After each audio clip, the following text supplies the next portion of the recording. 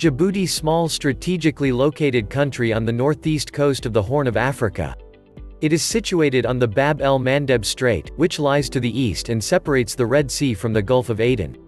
Formerly known as French Somaliland 1896–1967 and the French territory of the Afars and Isses 1967–77, the country took Djibouti as its name when it gained independence from France on June 27, 1977.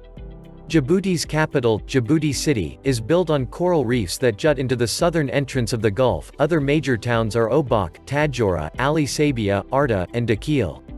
The country's Lilliputian aspect belies its regional and geopolitical importance. The capital is the site of a modern deepwater port that serves Indian Ocean and Red Sea traffic and hosts a French naval base. Djibouti City is also the railhead for the only line serving Addis Ababa, the capital of neighboring Ethiopia. Land, relief, Djibouti is bounded by Eritrea to the north, Ethiopia to the west and southwest, and Somalia to the south. The Gulf of Tadjoura, which opens into the Gulf of Aden, bifurcates the eastern half of the country and supplies much of its 230 miles (370 kilometers) of coastline. The landscape of Djibouti is varied and extreme, ranging from rugged mountains in the north to a series of low desert plains separated by parallel plateaus in the west and south. Its highest peak is Mount Musa at 6,654 feet (2,028 meters). The lowest point, which is also the lowest in Africa, is the saline Lake Assal, 509 feet (155 meters) below sea level. The country is internationally renowned as a geologic treasure trove. Located at a triple juncture of the Red Sea, Gulf of Aden, and East African rift systems, the country hosts significant seismic and geothermal activity. Slight tremors are frequent, and much of the terrain is littered with basalt from past volcanic activity. In November 1978, the eruption of the Ardukoba volcano, complete with spectacular lava flows, attracted the attention of volcanologists worldwide. Of particular interest was the tremendous seismic activity that accompanied the eruption and led to the widening by more than a meter of the plates between Africa and the Arabian Peninsula. Drainage, besides Lake Assal, the other major inland body of water is Lake Abyei, located on Djibouti's southwestern border with Ethiopia. The country is completely devoid of any permanent above-ground rivers, although some subterranean rivers exist. Climate, the often torrid climate varies between two major seasons. The cool season lasts from October to April and typifies a Mediterranean-style climate in which temperatures range from the low 70s to the mid-80s F, low 20s to low 30s C, with low humidity. The hot season lasts from May to September. Temperatures increase as the hot Khamsin wind blows off the inland desert, and they range from an average low in the mid-80s F, low 30s C, to a stifling high in the low 110s F, mid-40s C. This time of year is also noted for days in which humidity is at its highest. Among the coolest areas in the country is the Day Forest, which is located at a high elevation. Temperatures in the low to mid-50s F, low to mid-10s C, have been recorded. The average annual precipitation is limited and is usually spread over 26 days. Different regions of the country receive varying amounts of precipitation. The coastal regions receive 5 inches (130 millimeters) of rainfall per annum, while the northern and mountainous portions of the country receive about 15 inches (380 millimeters). The rainy season lasts between January and March, with the majority of precipitation falling in quick, short bursts.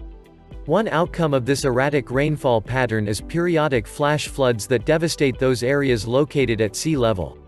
Plant and animal life. Despite Djibouti's relatively harsh landscape, abundances of flora and fauna abound. In the northern portion of the country, one finds the ancient Day Forest National Park and a variety of tree species, such as jujube, fig, olive, juniper, and mimosa. To the south and southwest of the Gulf of Tadjoura, the vegetation is similar to that found in other arid regions of Africa, inclusive of acacia and doum palm trees. Among the types of fauna are a wide variety of bird species, numerous types of antelopes and gazelles, and more limited numbers of carnivores such as cheetahs, and scavengers such as hyenas, as well as monkeys, squirrels, and warthogs. Perhaps most spectacular is the extremely rich diversity of marine life found along Djibouti's coastline and coral reefs, a factor that has made the country a special point of interest for international scuba diving associations. People, ethnic groups. On the basis of linguistic criteria, the two largest ethnic groups are the Somali and the Afar. Both groups speak related, but not mutually intelligible, Eastern Cushitic languages. The Afar, Denakil, or Danakil, speak a language that forms a dialect continuum with Saho. Saho Afar is usually classified as an Eastern Cushitic language of the Afro-Asiatic language phylum. The Afar live in the sparsely populated areas to the west and north of the Gulf of Tadjoura. This region includes parts of several former as well as extant Afar sultanates. The sultan's roles are now largely ceremonial, and the social divisions within the traditional Afar hierarchy are of diminished importance. The Afar are also found across the border in neighboring Ethiopia. Their population distribution in the two countries forms a pattern that is somewhat elongated and triangular in shape and is often referred to as the Afar Triangle. The Somali, who also speak an Eastern Cushitic language, are concentrated in the capital and the southeastern quarter of the country. Their social identity is determined by clan family membership. More than half the Somali belong to the Isa, whose numbers exceed those of the Afar. The remaining Somali are predominantly members of the Gadabursi and Isak clans that migrated from northern Somalia during the 20th century to work on the construction of the Djibouti-Addis Ababa Railway and Djibouti City's port expansion. Djibouti City is home to a long-established community of Yemeni Arabs and houses a sizable contingent of French technical advisors and military personnel. In recent decades, these groups have been joined by small but significant numbers of ethnic Ethiopians as well as Greek and Italian expatriates. Language: the Republic recognizes two official languages, French and Arabic. However, Somali is the most widely spoken language, although it is rarely written and is not taught in the schools. The use of Afar is mostly restricted to Afar areas. Many Djiboutians are multilingual. Fluency in French is particularly important for those with political aspirations. French is the means of instruction in primary and secondary schools, although Arabic is also taught as the first language at both these levels. Religion: more than 9/10 of the population is Muslim, nearly all adhere to the Sunni branch of Islam. Some Christian religions are represented in Djibouti, including Eastern Orthodoxy and Roman Catholicism. Settlement patterns: Djibouti is virtually a city-state, since about 2/3 of the population lives in or near the capital. Outlying towns are small trading centers that experience periodic population increases as camel caravans and sheep and goat herders encamp. Demographic trends: Djibouti is the most urbanized country in sub-Saharan Africa, with nearly 4/5 of the population classified as urban. The annual rate of population increase is higher than the world average but has dropped significantly since the 1980s. Nearly 1/3 of the population is under age 15, and almost 1/3 is between the ages of 15 and 29. The average life expectancy is about 66 years for women and about 61 years for men. Both the Afar and the Somali maintain ties with relatives living in neighboring Eritrea, Ethiopia, and Somalia. Since independence, many newcomers from rural areas and regions beyond the national frontier have migrated to live with family members in Djibouti City. Djibouti is host to a considerable number of refugees. In addition to thousands of economic migrants who, on an ongoing basis, clandestinely enter Djibouti and illegally assume a variety of jobs, usually in Djibouti City, the country periodically has been inundated with waves of refugees fleeing political persecution in neighboring countries. Economy: Djibouti has few natural resources and has limited capacity for agricultural and industrial pursuits. The country also has extensive unemployment, foreign debt, and regular budget deficits. The government continues to focus on financial, telecommunications, and trade-related services, solidifying the country's position as an important regional business and trade hub in the Horn of Africa. As a result, the economy relies heavily on the service sector, which accounts for some 4/5 of the country's gross domestic product. Agriculture, forestry, and fishing: because of Djibouti's harsh landscape and limited areas of arable land, agriculture is not a viable economic sector and is largely practiced at subsistence level only. In rural areas, nomadic pastoralism is a way of life. Sheep and goats are raised for milk, meat, and skins, while camels are used for transport caravans. Agriculture there is confined to a few wadis, which produce small yields of vegetables, mostly tomatoes, and dates. Forests account for less than 1% of Djibouti's total land area. Much of the country's limited forest cover has long been exploited for grazing and firewood. Offshore, Djibouti's waters teem with many species of marine life, including tuna, barracuda, and grouper. The government has sponsored experimental fisheries projects and has succeeded in producing small marketable yields of fish products. However, many Cushitic peoples in the region do not consume fish, and this factor has limited development in this area. Resources and power. Djibouti has few natural resources. Salt is exploited, some is exported, and some is marketed through the informal sector of the economy. Efforts to exploit the country's vast potential for geothermal energy are underway but have yet to yield substantial results. Virtually all the country's electricity is generated by fossil fuels. Manufacturing. Because of limited development in the manufacturing and industrial sectors, Djibouti is heavily reliant on the import of consumer products. Despite liberal investment laws and Djibouti's status as a free trade zone, high labor and energy costs, an extremely small domestic market, and regional instability have hindered the attraction of foreign investors. The government traditionally has sought to overcome this handicap by launching parastatals, government-owned enterprises, in specifically targeted industries, such as a mineral water bottling plant at Tadjoura and a dairy plant outside Djibouti city. It has also attempted to exploit significant geothermal activity in the hopes of making the country energy self-sufficient. However, the parastatal sector was plagued by inefficiency and the need for significant budget subsidies. Since the mid-1980s, the government has worked toward the privatization of these companies in an attempt to increase profit and productivity.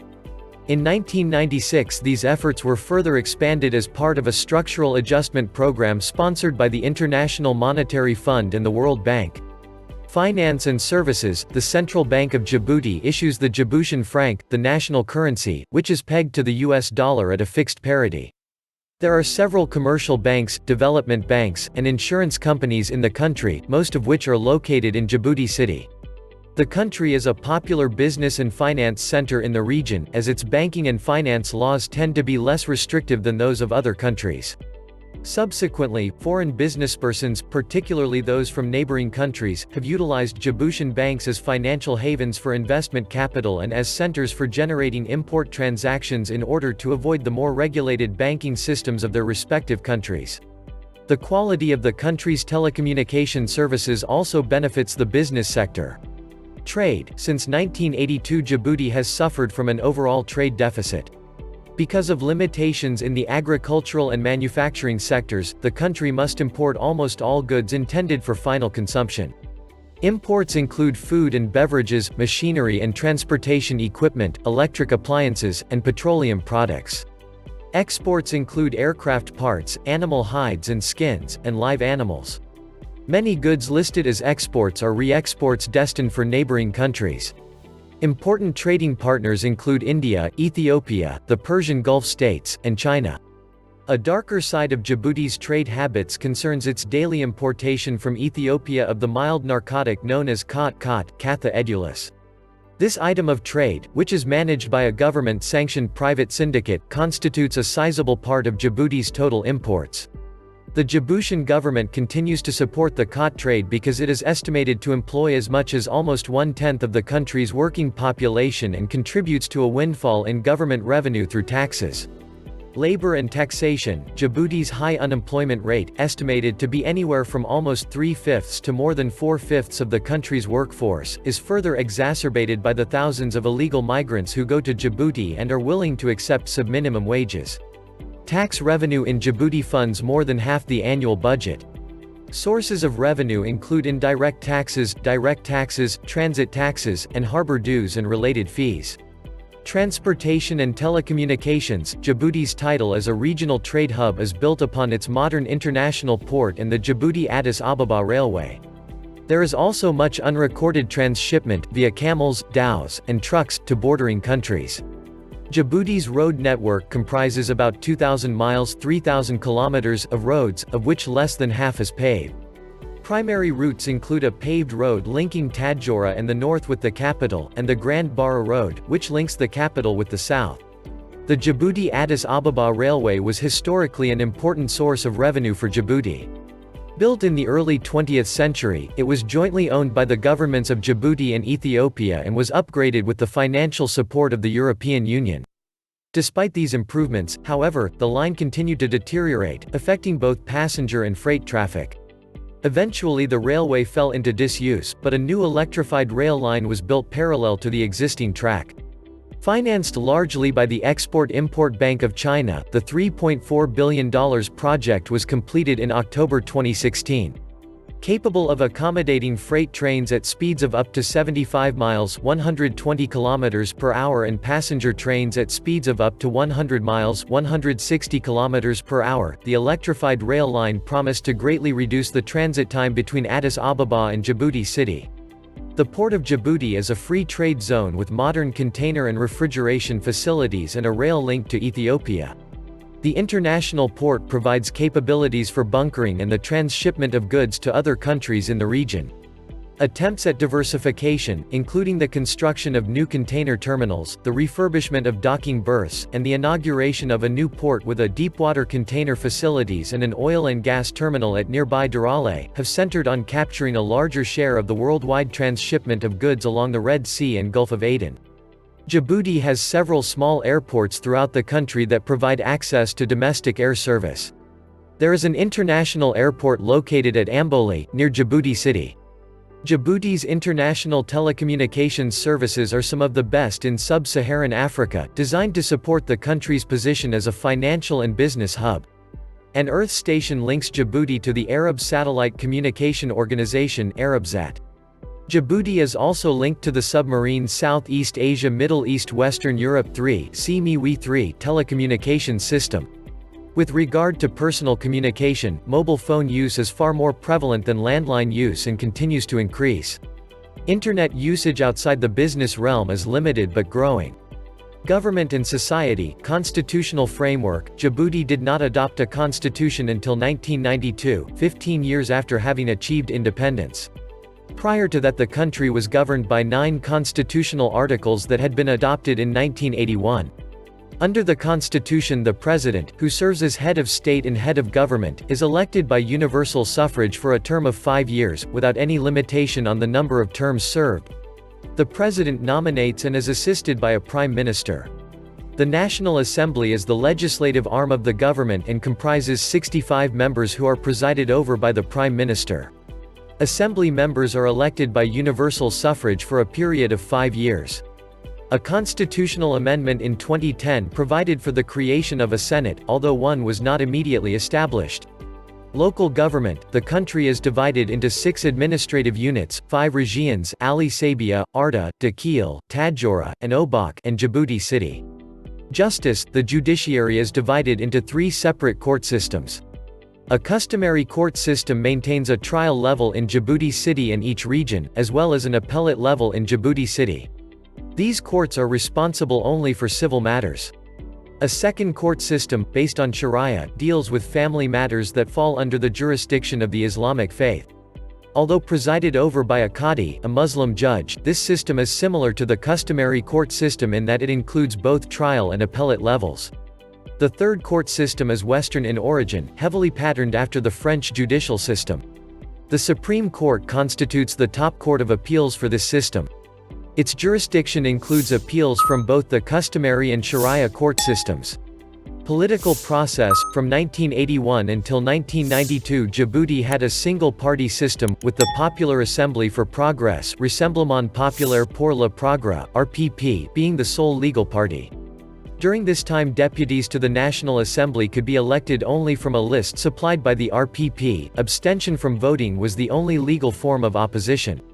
The 1992 Constitution officially inaugurated a multi-party political system that authorized competition between 4 political parties. Although it was a significant departure from the single-party rule of 1977–92, critics noted that Djibouti largely remained a de facto single-party political system, with the ruling party maintaining wide powers. In 2002, the restriction on the number of parties was lifted, allowing for the creation of many new legally recognized political parties. Women and minorities are able to participate in the political process, although representation tends to be disproportionate. In the mid-2000s, women held 1/10 of National Assembly seats. Women have also served in cabinet positions and as President of the Supreme Court. Minorities have held National Assembly seats as well as a number of cabinet positions. Security: Djibouti's army and security forces fall under the direct control of the president as commander-in-chief. The Djiboutian armed forces comprise army, navy, and air force contingents as well as a national security force. The army is by far the largest branch. There are also paramilitary forces. Djiboutian forces have participated in missions as United Nations peacekeeping forces. Djibouti also hosts international forces. France has long had a military presence in the country stemming from when Djibouti was a French colony. In the wake of the September 11 attacks in the United States in 2001 and the subsequent international campaign to combat further acts of terror, the Djiboutian government has allowed the United States to station troops in the country. Germany also has a small number of troops stationed in Djibouti. Health and welfare: historically, Djiboutians on average have been better off than the populations of their immediate neighbors. There are still problems, however. Many Djiboutians live in poor housing with inadequate water and sanitation. The infant mortality rate is high because of diarrhea, acute respiratory infections, malaria, and nutritional deficiencies. For the general population, tuberculosis is a major health problem, as are other respiratory diseases, diarrhea, and HIV/AIDS. About 4/5 of the country's population has access to health care. That figure is considerably lower in rural areas. Djibouti City has a hospital and several primary care clinics, and local dispensaries serve the rural areas. The widespread chewing of khat in Djibouti presents some health and societal problems. There is the obvious issue of physical side effects associated with prolonged usage that have a negative impact on one's health. Some studies have indicated that most adult male Djiboutians spend more than 5 hours a day chewing khat, with the country's high level of unemployment thought to be partially to blame for the pervasive habit. There is also a problem with khat usage by the portion of the Djiboutian workforce that is gainfully employed, as it is widely recognized that use of the drug severely hinders labor productivity. Education: 6 years of primary education begin at age 6. This is followed by 7 years of secondary education that begin with a 4-year cycle and continue with an additional 3-year cycle. Although efforts have been made to increase school enrollment and attendance, it is estimated that fewer than half of primary school-age children obtain an education. The University of Djibouti 2006 offers undergraduate and postgraduate programs. More than 2/3 of the adult population is literate. Cultural life: Djibouti is renowned for its delicate multicolored textiles, which are made into sarong-like garments called fouta. These garments are sold in the capital's colorful central market.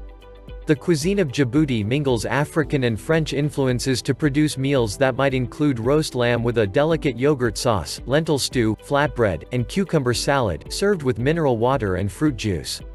The souk marketplace of Djibouti City is famed for its spicy oven-baked fish.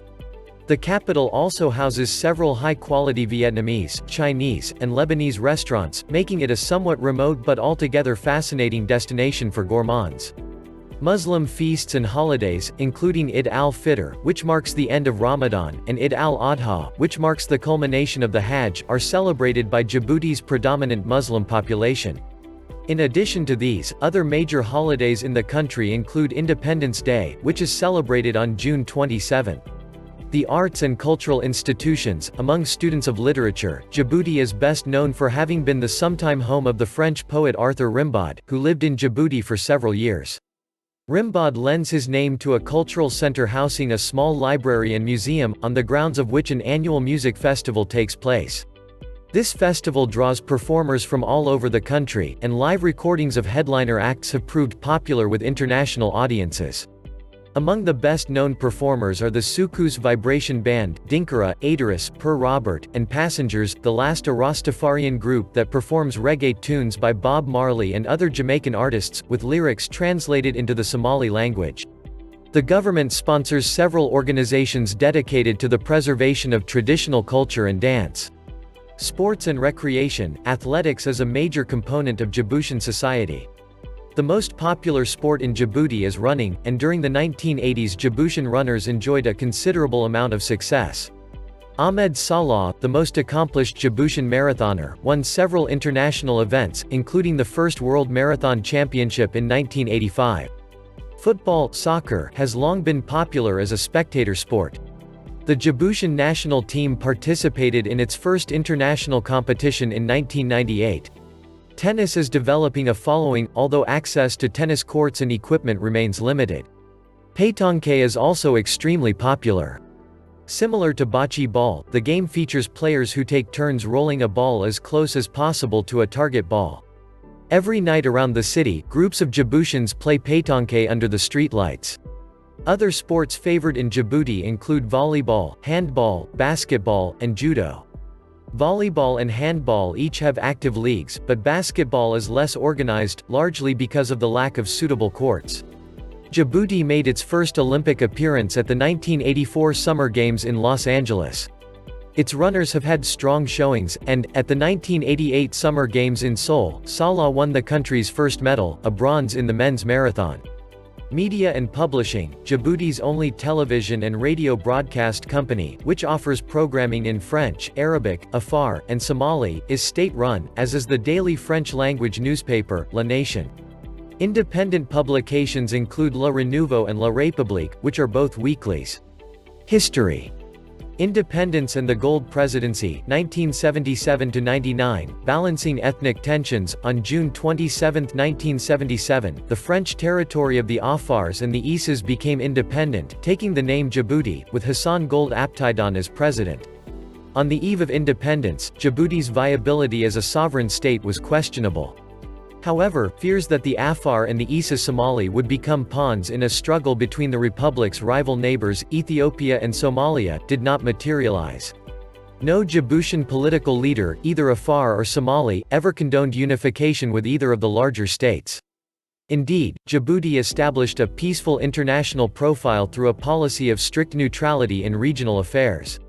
In keeping with friendship treaties with both Somalia and Ethiopia, the government refused to support armed groups opposing the neighboring regimes, and it hosted negotiations between Somalia's and Ethiopia's leaders that resulted in a series of accords in 1988. Djibouti's balanced posture in external relations was reflected in its internal politics.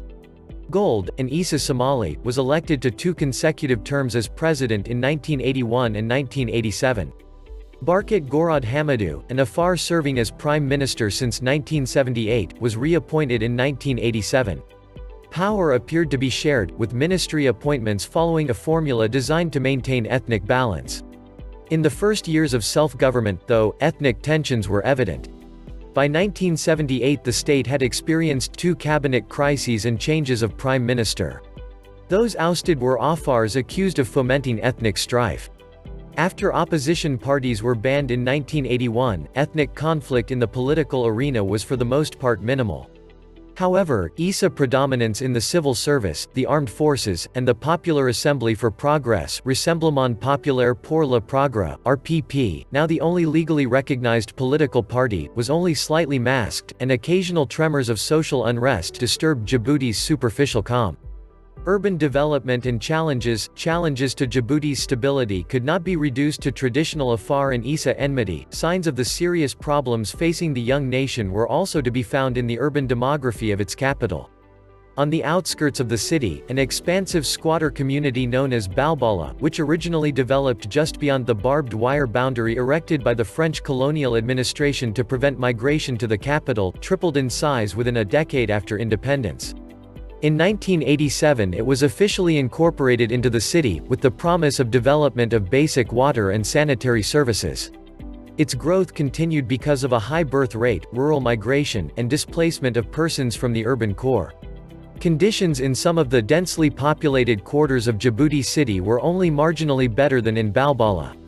Structures were limited to wood and corrugated iron by colonial, and later national, restrictions on the construction and location of permanent dwellings. Distinct ethnic enclaves were identifiable: the retail center surrounding the main mosque, Hamoudi Mosque, and the former caravan terminus, Harbi Square, housing the Arab community, the neighborhoods radiating beyond this area, settled by the Isak, Gadabursi, and Isa Somali, and the quarter known as Arhiba, built by the French to house the Afar dockworkers recruited from the north of the colony in the 1960s. As the urban infrastructure was developed, and as government-subsidized housing was realized through international aid programs, conditions in the old districts of the city improved. Yet the needs remained immense, and progress was accompanied by perceptions of ethnic favoritism. Discontent was also fostered by a high cost of living, unemployment, and a widening gap in living conditions between the majority of the population and the new urban elite. Multi-party politics and civil war. Djibouti's status as a single-party state ended when a new constitution promulgated in 1992 introduced multi-party politics, although the number of political parties allowed to participate in the political process was initially limited to 4. In the subsequent multi-party presidential election held the following year, Gold emerged victorious over opposition candidates by a wide margin of victory. Meanwhile, the country's ethnic tensions had continued to simmer, and in late 1991 the Afar Front for the Restoration of Unity and Democracy, Front pour la Restauration de l'Unité et de la Démocratie, FRUD, took up arms against the ISA-dominated government. The conflict quickly developed into civil war. By mid-1992 FRUD forces occupied some two-thirds of the country, although the territory that they held consisted of sparsely populated rural areas. In 1994 internal dissent within FRUD's leadership caused the group to splinter. Later that year a power-sharing agreement signed by the government and primary FRUD group largely ended the conflict, although the final peace agreement would not be signed until 2001. As part of the 1994 agreement, some FRUD leaders became ministers in the government, and FRUD was allowed to register as a legal political party in 1996. Djibouti under Gouela. In 1999 Gold announced that he would not stand in the presidential election scheduled for April, and the RPP nominated Ismail Omar Gouela, a former cabinet secretary and Gould's nephew, as its candidate. Gouela easily beat his opponent, Musa Ahmed Idris, who represented a small coalition of opposition parties.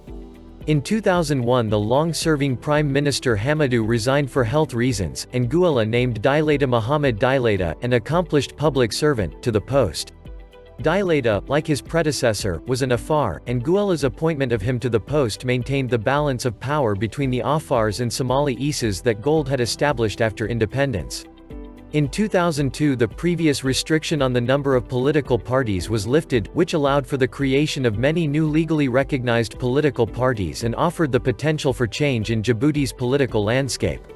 One such change was the creation of the Union for the Presidential Majority Union pour la Majorité Présidentielle coalition, which included both the RPP and FRUD and was formed in preparation for the 2003 legislative elections. Despite the problems affecting Djiboutians at the time, including a serious drought and food shortage, it was the presence of U.S. troops in the country that appeared to be the dominant campaign issue. U.S. troops had been in Djibouti since 2002 to utilize the country's strategic location during the U.S.-led global campaign against terrorism. The opposition argued against the government's decision to allow the troops in the country, saying it could provoke acts of terrorism against Djiboutians. Despite the argument, the prevailed in the election, taking all parliamentary seats. Although Gouela continued to cultivate diplomatic ties with the United States, he was openly critical of its role in the Iraq War that began in 2003, citing the lack of UN approval for the operation, and he did not allow the U.S. to launch any attacks from Djibouti. Whether the presence of U.S. troops would be an issue in future elections was not immediately known. The next scheduled election, the 2005 presidential poll, was boycotted by the opposition, who cited the need for greater transparency and electoral change. As a result, Gouela was the only candidate, and he won 100% of the vote. Djibouti's somewhat acrimonious relationship with neighboring Eritrea, a former Ethiopian province that had gained independence in 1993, worsened in April 2008 when Eritrea amassed troops along the Ras Dumera border area of Djibouti. This action resulted in border skirmishes that in June led to the deaths of more than 30 people and injuries to many more. Eritrea's actions were widely criticized, notably by the African Union, the United Nations Security Council, and the Arab League, and the UN Security Council imposed sanctions on Eritrea in 2009. Eritrean troops eventually left Djibouti in June 2010. Eritrea remained under UN sanctions until November 2018, when the Security Council agreed to lift them. This came on the heels of a September 2018 agreement between Djibouti and Eritrea to restore relations and was one of several rapprochements that occurred in 2018 among the various Horn of Africa countries, inspiring hope for a future of greater regional stability. Meanwhile, Guela's desire to remain in office was strengthened when a constitutional amendment that abolished term limits was passed in April 2010, thus allowing him to run for a third term in 2011. The 2011 poll was also boycotted by the opposition, though Guela was challenged by one candidate, Mohamed Warsam Aragwa, who ran as an independent. Guela still won a decisive victory, garnering some 80% of the vote. Parliamentary elections held in February 2013, in which Guela's UMP coalition won some two-thirds of the seats, generated protests and the arrest of several opposition leaders. The political climate remained tense into the next year, with the detention of opposition members, sometimes followed by arrests of journalists covering the situation. As the 2016 presidential election approached, Guela, who was one of 6 candidates, seemed assured of another victory. The country's opposition coalition was in discord, with some of the parties boycotting the election and others fielding 2 candidates to challenge the incumbent. Guela was declared the winner of the April 8, 2016, election, reportedly receiving about 87% of the vote. Several opposition leaders disputed the results, alleging fraud. The opposition boycott was repeated in the parliamentary elections held on February 23, 2018. Unsurprisingly, Guela's UMP coalition won more than 4/5 of the seats.